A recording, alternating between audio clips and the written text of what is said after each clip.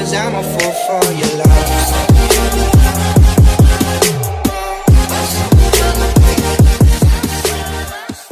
Welcome back to my channel. So in today's video, clearly we have a change of scenery. I decided to come outside and film. I don't think I've ever filmed a video outside, so I figured why not. I got people in my house working from home, so I'm like, I need some peace and quiet. So I decided to come outside. Hopefully it's not too distracting and the lighting is okay. I am sitting underneath a red umbrella because it's too hot to not be under an umbrella. So if I look a little like sunburnt, I'm not actually sunburnt, it's just I'm underneath a red umbrella. But anyways, today's video is actually going to be a Q&A, a long overdue Q&A. I asked you guys to ask me questions regarding freelance makeup artistry, just being a makeup artist, any questions related to that about 2 months ago, and I'm just now getting to answering your questions, so I apologize if you've been waiting for this video. Just with COVID and all of that, it's just been crazy, but yeah, I'm finally going to be answering your questions today. Before we get started, I want to give a little shout out to these two lovely ladies for leaving a nice comments on my last video. I'm going to be doing like comments of the week on each video, and just shout you guys out as a way to thank you for your support. And I don't know, I saw someone else doing this on their channel and I thought it was a really great idea, so I decided to do it as well. So shout out to you guys, thank you for the support. And now let's jump into the Q&A. So the first question is, how much do you charge by events? It's been almost 3 years for me and my price is $60 without lashes. Usually I charge when I move. I'm assuming she meant usually she charges when she travels. So what you charge is really going to come down, and I've talked about this before, what you charge is really going to come down to your location, your demographic, your clientele, your competition in the area.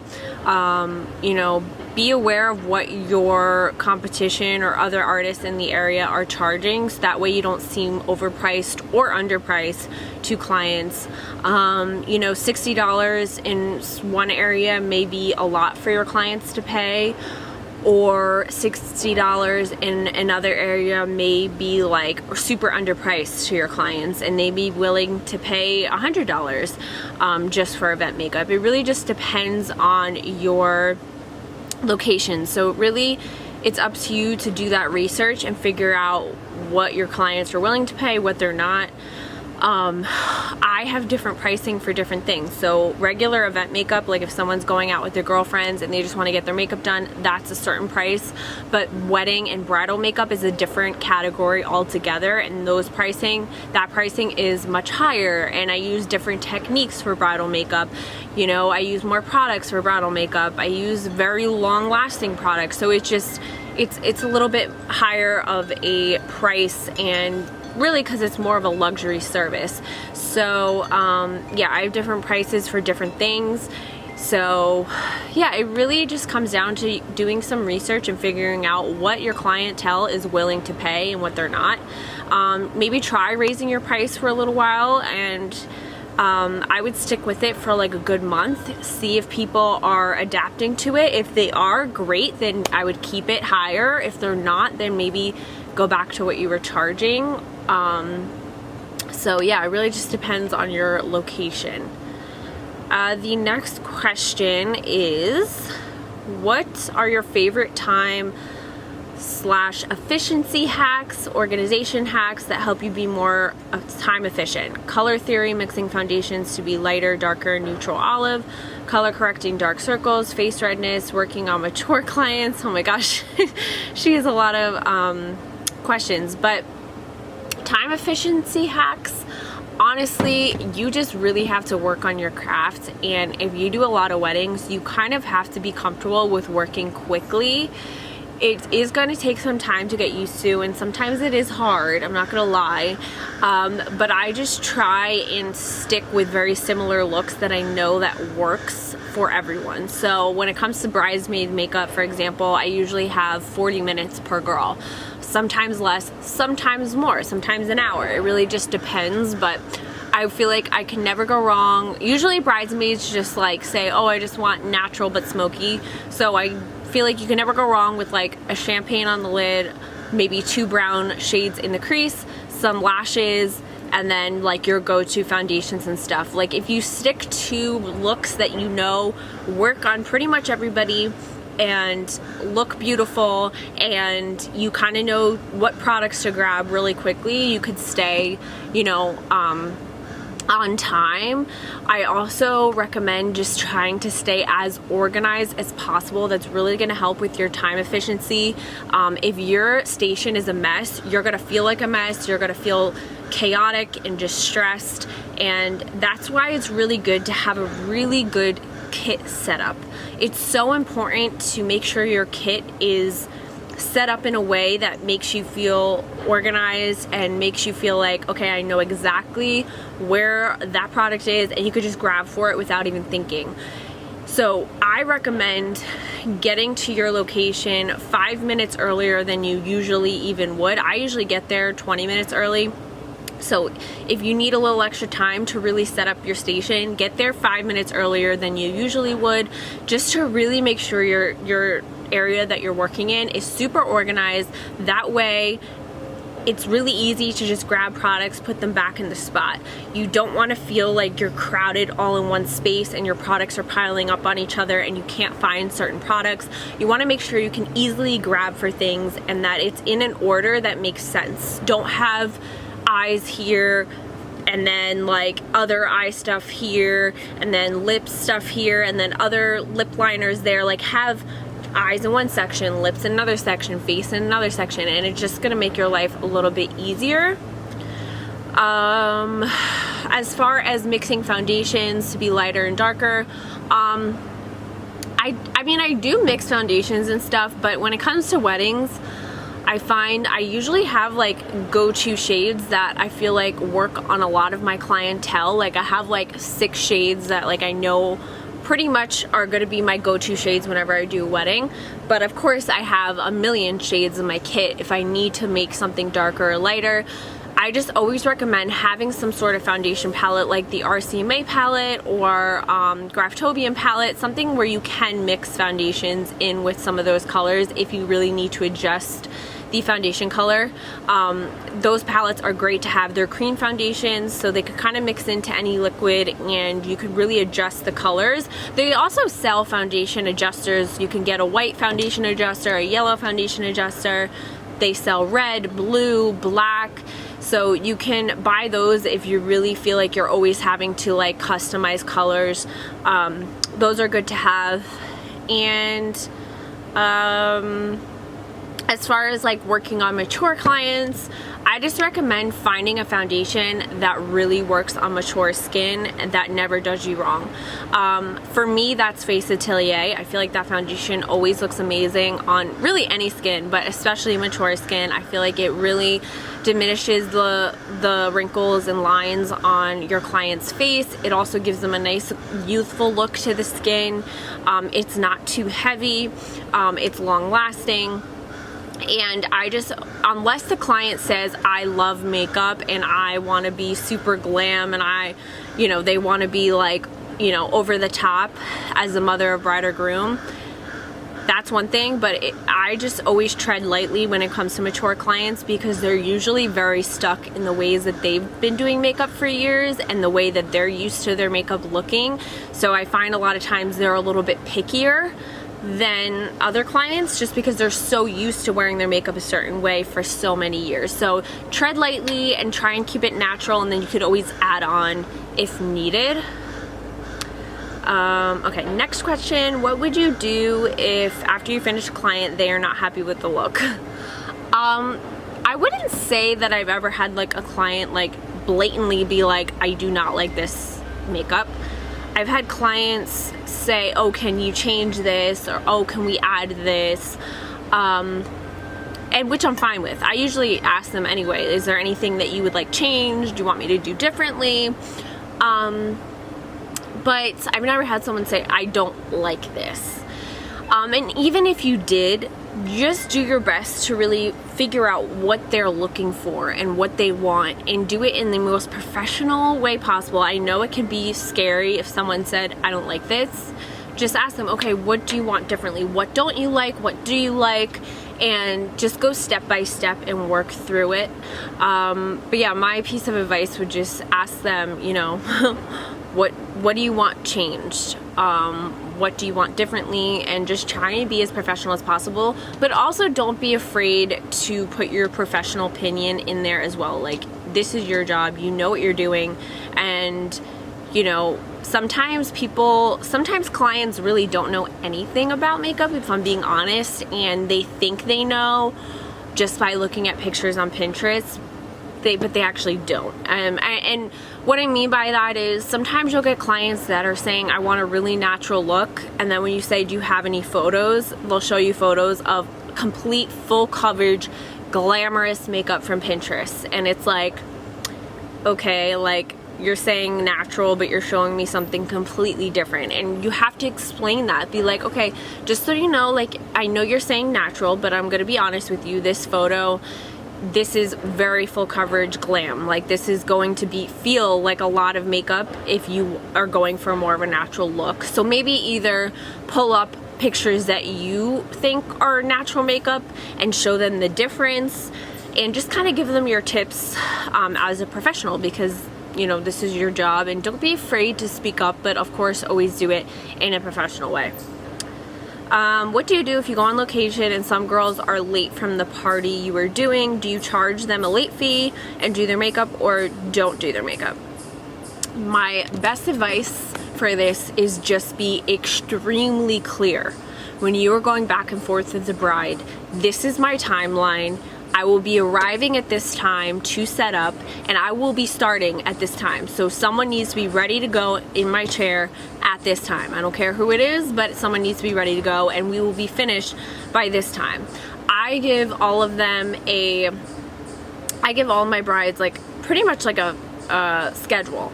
You know, this girl's going at this time, this girl's going that time, and it just kind of prevents all that drama of people showing up late. You can charge a late fee if people are late, and this is a problem that you're running into a lot. But I honestly feel like ever since I really started reiterating in my emails, like, hey, I'm showing up at this time, like I am starting somebody at this time, the brides usually are very good about making sure that we start at that time.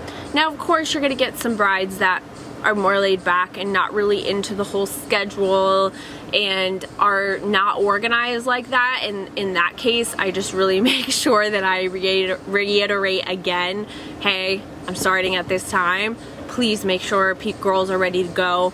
I have had bridal parties where people show up hungover, and you know, it's hard because they don't want to start first. Someone always wants their coffee first. You just have to stand your ground and say, listen, I need to start. Like, you girls want to be done on time, I need to start now, otherwise you are going to be late. And just, you know, say it how it is. And typically if you say it how it is, people are gonna be like, all right, I got you. Sometimes if you're too nice about it, people will be like, please, can I just have my coffee first? I've done that before. I've been that nice person, and it ends up screwing you in the end because you end up rushing on the last two girls. So just be like, listen, I gotta start, you guys, I'm sorry, but you know, if you guys want to be done by 2 p.m. I need to start now. Okay, next one. Do you think doing makeup for free, let's say working with a photographer in the beginning of an MUA career, is beneficial? Yeah, I definitely think so. Till this day, I've been doing makeup for 6 years, and I still do free work. However, I only do it if it's benefiting me in some way. I'm not gonna do it if it's only benefiting someone else. I think if it's gonna help your portfolio in some way, go for it, but don't do it all the time, and be careful and selective on who you're working with for free. Make sure it's not someone that's just trying to take advantage of you and just doesn't feel like paying you. Make sure it's something where you're actually collaborating and helping each other, and you know that they're a good photographer and you want to work with them. Don't just work with photographers just because. Don't just do work for free just because. I did that once a couple years ago. Someone said, oh, this is going to be a great opportunity for you. It was a music video shoot. And I said yes, because it sounded like a cool opportunity, but honestly it ended up being way more work than it was worth. I was there from early in the morning till like 7 at night. I was starving, I was freezing, I had to work outside, and I didn't get paid a penny. And I remember thinking to myself, why did I do this? Because honestly, it did not benefit me in any way. Nothing came for that job. It was a cool experience, but I definitely feel like I should have been paid for it.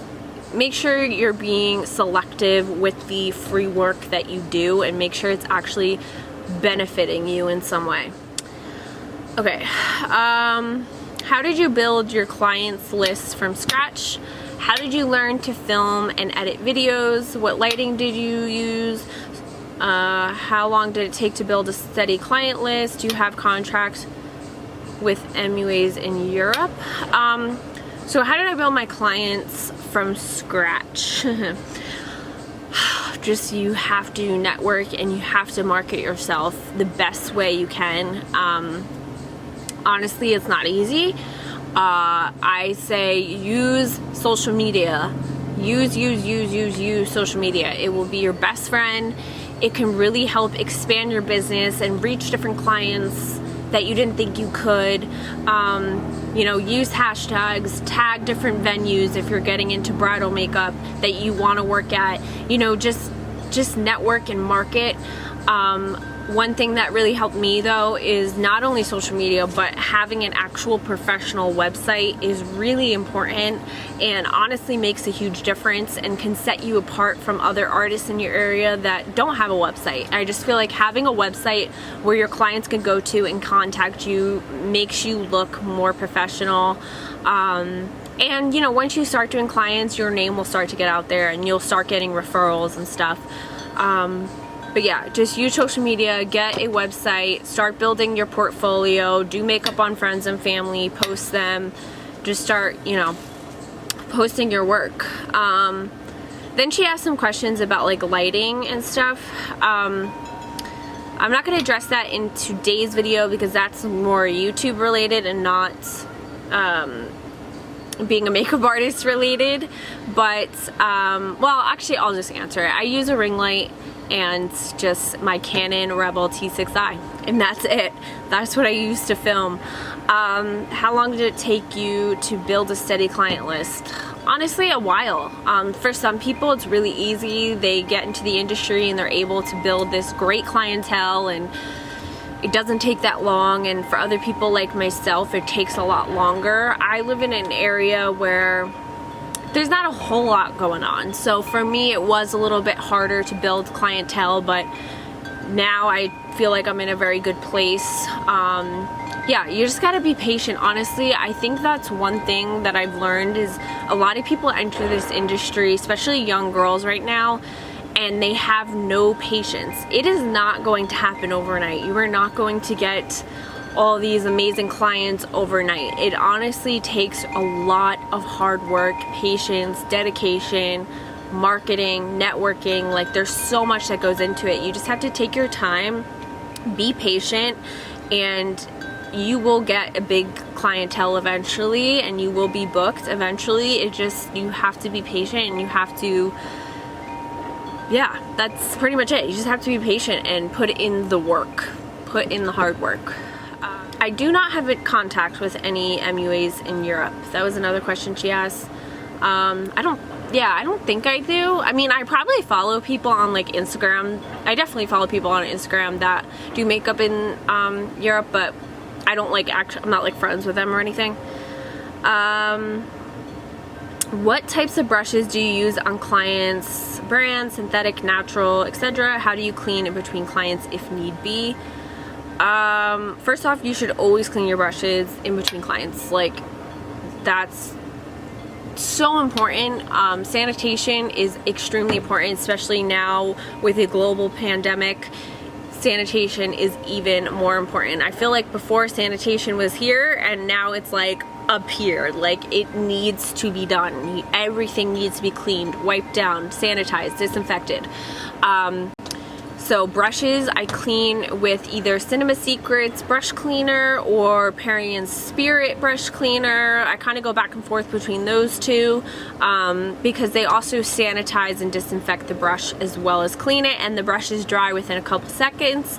As far as brands, honestly, I have a variety of brands that I use with my brushes for clients. I have MAC, I have Morphe, I have just all kinds of brushes. Whatever I like is what I use. I'm not like super specific when it comes to my brushes. I have a lot of backup of brushes. That way, if I don't have time to clean a certain brush in between a client, I could just grab a backup of it. So just have a lot of brushes when you do makeup. And yeah, I feel like my go-to brand is probably Morphe. And also this company here, I'll put it on the screen. I actually have a coupon code if you're interested. It's always listed in my description box. How do you decide what to charge, and should you have different prices for services? So I already touched on this about pricing. Again, it comes down to your clientele, your demographic, and what like other artists in your area are charging. That's very important to find out because you don't want to look too expensive, and you also don't want to look underpriced either, because then that just looks suspicious. It looks like you have like no experience at all. What makeup do you use on clients and why? What do you do if a client has a skin problem, like severe acne or allergies? So as far as what makeup I use on clients, I have a couple of freelance, I have a couple of what's in my kit videos. I have a playlist of them on my channel. I'll put a little like info thing here that you could click on if you want to watch them. My kit has evolved a lot over the years, and I use a variety of brands. I use, oh my god, Face Atelier, MAC, Morphe, Dose of Colors, Huda Beauty. I just use a variety of brands. I do not stick to one brand. I try and stay up with new product launches and what's cool and innovative out there. I like to try new products, so I'm always switching it up. I feel like you can never really go wrong with MAC though, because they have such a wide shade range. They have a great pro program where you can get 40% off. And they have like all the products you would need. So I feel like MAC is always a good choice if you really want to have one brand in your kit. What do you do if a client has skin problem like severe acne or allergies?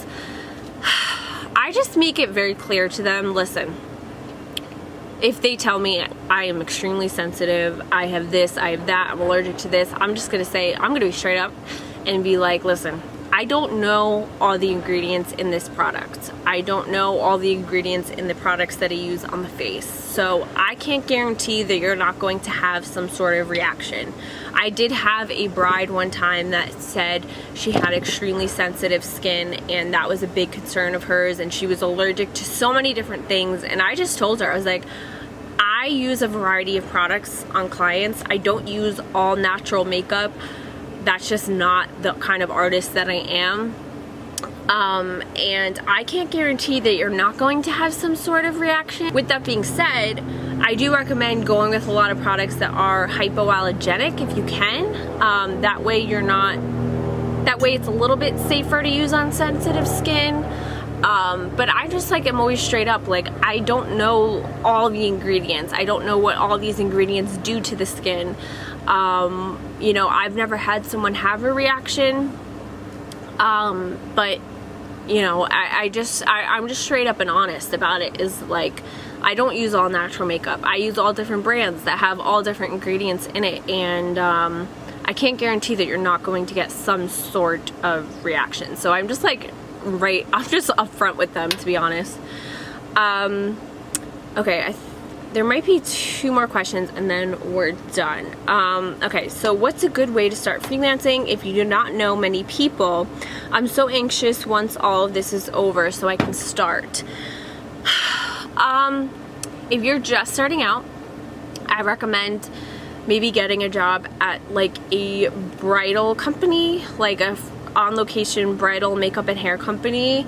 A lot of those companies are always looking for artists to hire as freelancers, and it's a great way to get your foot in the door, get experience with doing weddings and see what they're like. And then once you feel comfortable and you have some pictures from those weddings that you did, you could, you know, start building your own clientele. So yeah, I always recommend start off with like a bridal company or work at a Mac store or Mac counter, like, to get comfortable with clients. But if you're really looking, hold on, there's an airplane. But if you're really looking to just stick to freelancing and not working in a store, then I recommend start off with a bridal makeup company. I feel like that's a really great way to start and just gets you comfortable, and you can learn a lot from that. So I think we're on our last question, you guys. Okay, what do you do if a bride is not happy with the makeup on her wedding day? Did you work for a bridal company? Did you build your own kit without breaking? How did you build your kit without breaking the bank? Okay, what do you do if a bride is not happy with the makeup? That has never happened. I've never had a bride not be happy with the makeup on the wedding day, because I always recommend a trial. Having a trial is going to prevent that situation from happening, because at the trial you can really get to know the bride and just like figure out, okay, what do they like, what don't they like, the look that they want, the look that they don't like. You know, it just gives you an idea of what they're going for, the look that they're going for. That way the day of, it's much easier. You kind of already know which products to use, and it's just a lot quicker. And if they like their makeup on the trial, they're gonna like their makeup the day of the wedding. So I always recommend doing a trial. I've had 2 brides that in my career that decided not to do a trial, and it was just because they actually lived out of state, so they had no time to do a trial. And those brides were super laid back and easygoing, so I didn't even feel the pressure the day of, because I could just tell that they were really easy. They liked makeup, so they were just like, yeah, do your thing, like, this is what I like, this is what I don't like, and I just went for it. But typically the only way you're really going to prevent a bride from not liking her makeup the day of is if you don't do a trial and that's the first time meeting her and she's maybe really picky. You know, if you do a trial and it works out and the bride wants to hire you, write down the products that you use. That way the day of, it's going to be exactly like the trial and you know they're going to be happy. Did you work for a bridal company? I have freelanced for other bridal companies before when I first started out. Not a lot, but I did do it quite a few times. But what ended up happening was, as my business started to grow, I wasn't able to work for them as much, so it just started to conflict. But like I said, I think it's a great way to get experience, and I'm really glad I did work for some bridal companies, because it did help me out in the beginning, just like learning the ins and outs of the bridal makeup business. How'd you build your own kit without breaking the bank? Honestly, I just used really inexpensive brands like Morphe, BH Cosmetics, and then once I started doing makeup and was starting to make money, I started investing in MAC and different higher end brands, and now my kit is mostly high-end makeup. I don't really have anything besides maybe like a few Morphe things, like a Morphe blush palette that I love. Other than that, pretty much everything is higher end. But yeah, in the beginning, utilize brands that are inexpensive, like Morphe and BH Cosmetics, and utilize pro programs. That is really important. If you can apply for pro programs for brands, go for it, because you're gonna save a lot of money doing it that way. And a lot of brands give you 40% off, so it's definitely worth it. So I think that's pretty much it. I hope you guys enjoyed this video. I am sweating so bad right now. Oh my god, it is so hot. I think, what's the temperature today? It is 90 degrees right now. I'm crazy for filming outside, but I hope you guys enjoyed this video. If you want me to do more like makeup Q&As like this, definitely let me know. I love answering your questions and helping you guys out in any way I can. So yeah, I hope you guys enjoyed the video. Don't forget to subscribe if you haven't already. Give this video a like, and don't forget to check out my other freelance makeup videos. But yeah, thank you so much for watching, and I'll see you in my next video. Bye.